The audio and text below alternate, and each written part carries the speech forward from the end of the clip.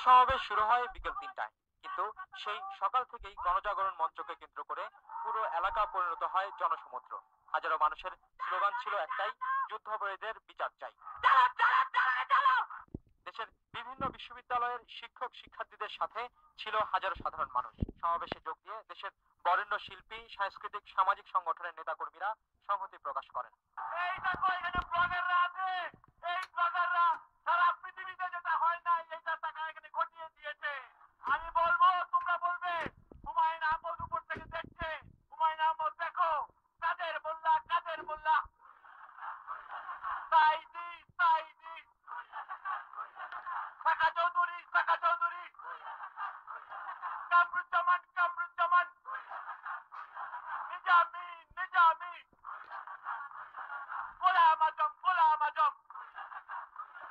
বাংলাদেশে যত শহীদ হয়েছিল তারা সবাই এখন আমাদের উপর থেকে তাকিয়ে আমাদেরকে দেখছে আর বলছে এই বাংলাদেশকে কেউ আর কোনোদিন পদানত করতে পারবে না।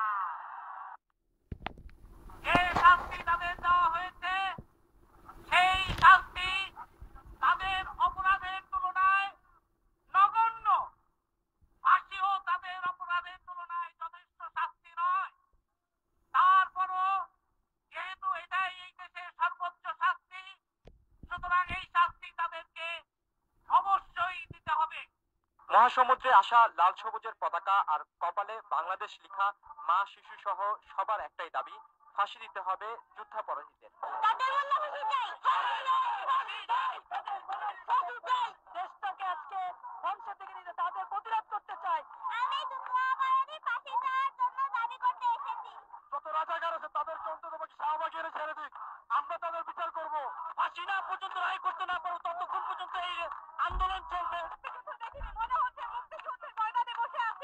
সমাবেশে যোগ দেয়া মুক্তিযোদ্ধারা জানালেন, বিচার না হয় তাদের ক্ষোভের কথা। বললেন, তরুণদের এই আন্দোলন থেকে আবারও উজ্জীবিত হয়েছেন তারা। ৪১ বছর আগে আমি কিশোর বয়সে যে হাতিয়ার তুলে নিয়েছিলাম, আজকে আমার মনে হচ্ছে এরা সেই হাতিয়ার আবার তুলে নিয়েছে।